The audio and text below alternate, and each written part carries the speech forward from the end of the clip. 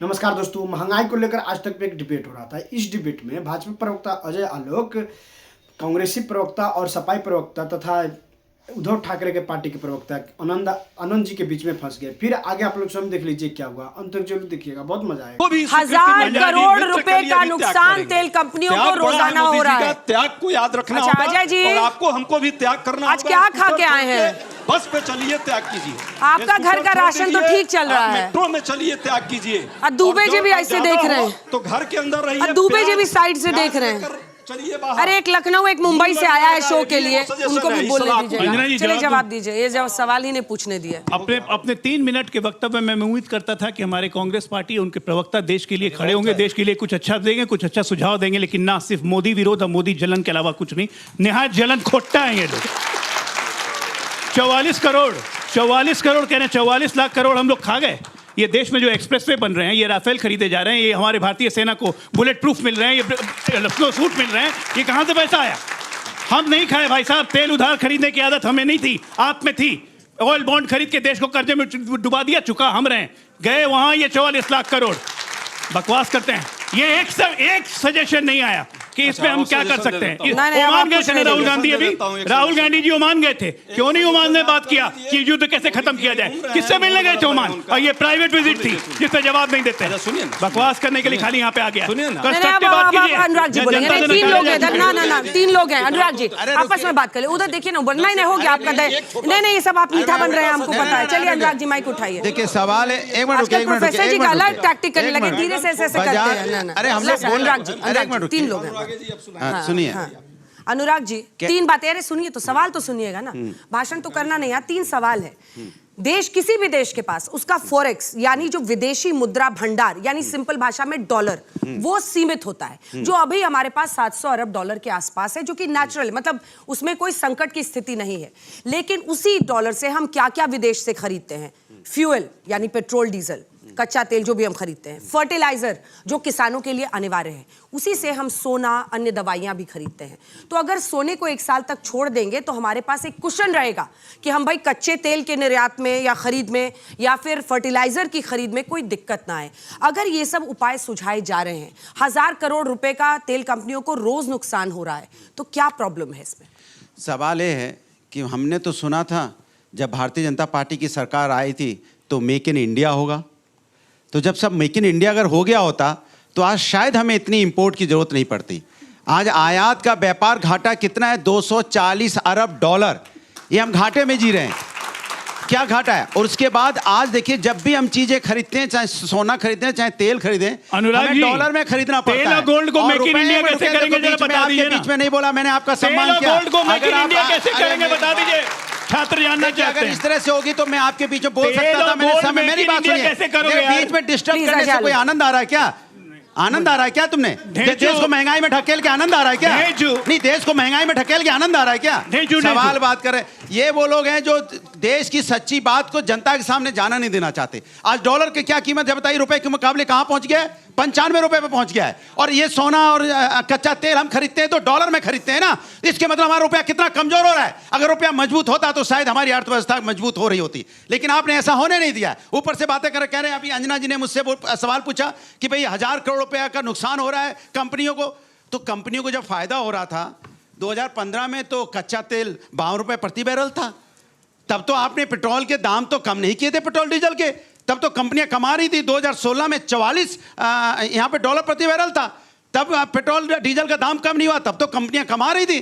तब कंपनियों ने क्यों नहीं वहां पे पेट्रोल डीजल का दाम कम किया सरकार ने? मैं पूछना चाहता हूं। और कोरोना काल में तो सबसे निम्न स्तर पे था, 42 यहां पे 42 डॉलर प्रति बैरल मिल रहा था। तब भी आपने कम नहीं किया, तब कंपनियां कमा रही थी। कंपनियां कमाएंगी तो ठीक।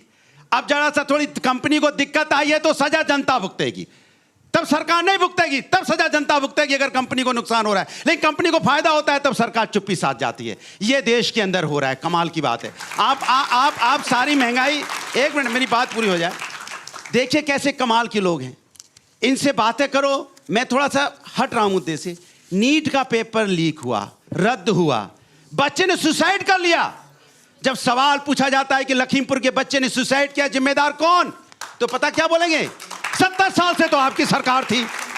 तब ये 70 साल जाते हैं, 20 साल पीछे जाते हैं। सवाल उठता है, आप जिम्मेदारी से अब महंगाई, जब चुनाव हो रहा था, लास्ट बोला, जब चुनाव हो रहा था पश्चिम बंगाल में, तमिलनाडु में, असम में, पौंडीचेरी में, ये वहां केरल में क्या कर रहे थे पता आपको? हेलीकॉप्टर दौड़ रहे थे, जहाज घूम रहे थे, तब फ्यूल खर्च हो रहा था, रैलियां हो रही थी, काफले निकल रहे थे, तब क्यों चिंता नहीं आई? अरे भाई, सरकार की जिम्मेदारी होती है कि पहले से अपने एक सेकंड से और नहीं, 10 सेकंड, सरकार की जिम्मेदारी होती है दूर अंदेशा लगा लेना कि ये ईरान का युद्ध चल रहा है, कल हम तकलीफ में आएंगे। विपक्ष बार बार बोल रहा था कि आप इसको कंट्रोल कीजिए, चुनाव बाद में देख लेंगे, पहले राष्ट्र बचाना है, लेकिन आपने इसकी चिंता नहीं की, आप चुनाव की चिंता करते रहे। चुनाव जीत लिए, आपने ओथ ले ली, उसके बाद कह रहे हैं अब महंगाई बढ़ानी है। अच्छा, ठीक है, तब जाके डीजल पेट्रोल का दाम बढ़ा दिया, और हम कह रहे थे कि डीजल पेट्रोल का दाम बढ़ेगा चुनाव के बाद। तब ये क्या कह रहे थे? सबसे पहली बात, काम है झूठ फैलाना, विपक्ष का काम है झूठ फैलाना। विपक्ष आपको आगाह कर रहा था, आप विपक्ष की बात नहीं माने, आज डीजल पेट्रोल के दाम बढ़े, आम आदमी इसकी सजा भुगतेगा। आपका क्या है? बस हो गया ना? जवाब दीजिए, जल्दी जवाब दीजिए, छोटा सा जवाब, क्योंकि दुबे जी और मैडम। अरे विपक्ष करे, विपक्ष बोलना तो सीखिए पहले। विपक्ष मैंने बोला दूसरा चीज एक बार बताता हूँ, सुनिए। सबसे पहली बात, मेक इन इंडिया बोला, मेक इन इंडिया। पेट्रोल कैसे मेक इन इंडिया करेंगे और गोल्ड कैसे मेक इन इंडिया करेंगे? आलू घुसाओ, गोल्ड निकालो, आलू घुसाओ, गोल्ड निकालो, मेक इन इंडिया हो गया। Are you comedy me? क्या दिमाग से ऊपर का बात करते हैं ये लोग? पेट्रोलियम कंपनी का प्रॉफिट, पेट्रोलियम कंपनी कौन सी है? Indian oil corporation, Hindustan petroleum किसकी है? सरकारी सार्वजनिक कंपनी है। तो फिर जनता को नाम नहीं है, अखिलेश की कंपनी नहीं है। जब यहाँ पे कच्चा तेल सस्ता मिल रहा था तब आपने सस्ता नहीं किया पेट्रोल, और अभी रोने लग गए। कमाल की बात कर रहे हो, रोने का बात छोड़िए, जनता की बात कीजिए। फडणवीस जी मोटरसाइकिल से पहुंचे विधानसभा, साइकिल पे चलेंगे सब लोग अब। साइकिल पे आप तो चलते नहीं, साइकिल पे चलना पड़ेगा।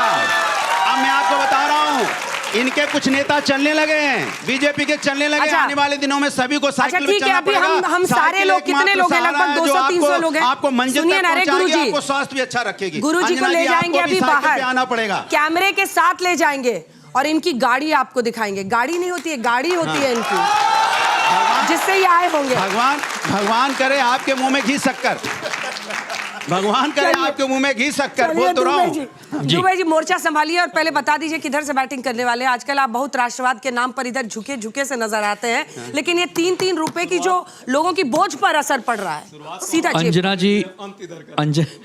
अंजना जी नमस्ते। एक गाने से शुरू करता हूँ। गाने के बोल हैं, हम पागल नहीं हैं भैया, न हमारा दिमाग खराब है। हम सिर्फ दुखी तब होते हैं जब ये भाजपाई कहते हैं सरकार हमारी है, समस्या तुम्हारी है। तब दुख होता है कि अरे भैया सरकार में आप आए हो, दुख आपने हमें दिया है, हम आपसे सवाल भी नहीं पूछ सकते। तो भाजपाइयों की बात बहुत है निराली, इनको सूखे में दिखता है हरियाली, इनके आंसू हैं घड़ियाली। और ये विपक्ष को कहते हैं कि हम लोग हैं बवाली और मवाली। नहीं मेरे भाई, हम लोग करेंगे इस देश की रखवाली। प्रधानमंत्री जी कहते थे भाइयों और बहनों, ये जो रुपया है ना, ये लुढ़क रहा है और 2026 में रुपया सो रहा है, रुपया 95 पार हो गया। अगर जब मनमोहन सिंह जी ने सत्ता आपको सौंपी थी और वो 60 रुपए का जो डॉलर था, वो अगर आपने 40 में किया होता, ये आनंद दुबे आपके पैरों में अजय भाई ऐसे नतमस्तक हो जाता। लेकिन नहीं, आपने हमारे सपनों को तोड़ा है। आपने हमें क्या कहा मालूम है? लड़ाई शुरू हुई 28 फरवरी से, मार्च गया, अप्रैल गया, और मोदी साहब कह रहे थे भाइयों और बहनों 4 मई ममता गई। अरे ममता तो गई, लेकिन जब आया 10 मई तब आपकी चिंता बढ़ गई। क्या बात है सर, क्या बात है सर। तब समझ में आया कि अब तेल नहीं मिलेगा। दुबे जी बड़े अच्छे स्टार हैं, तो आपकी मिमिक्री तो हम लोगों ने देख ली, थोड़ा अपने नेता की भी करके सुनाइए। डर लगता है क्या? कि डर लगता है? नहीं, वो बात नहीं है। डर लगता है, एक सेकंड, डर लगता है? डर नहीं लगता, तो करके दिखाइए। प्रैक्टिस ही नहीं कर पा। अरे उनके स्टाइल की भी नकल हो जाए जरा। प्रोफेसर, हमारा आपके कहना पास यह आ है रहे मेरे हैं। भाइयों और आज बहनों बड़ा सवाल ये है जब- कि ये जब- हाँ पूरा कर लीजिए, पूरा कर लीजिए। जब इस देश पर संकट आएगा, इस देश के लिए खून देने के लिए विपक्ष आएगा। ऑपरेशन सिंदूर हुआ, खून किसको चाहिए आपका? एक मिनट, क्यों नहीं चाहिए? एक मिनट, क्यों अंजना चाहिए? जी, विपक्ष हमें तैयार है, सबसे खून पहले देने को भी आपत्ति, तैयार है। हमें किसी सबसे से? पहले आपत्ति, विपक्ष देश के साथ खड़ा है। एक मिनट, हमें आपत्ति यह है कि प्रधानमंत्री जी की सुरक्षा में काहे कमी की गई भाई? हमने कहा था क्या हम लोग भूखे रहेंगे, उपवास करेंगे, लेकिन प्रधानमंत्री जी की सुरक्षा में कोताही बर्दाश्त नहीं करेंगे। खत्म, bye bye, tata, good bye.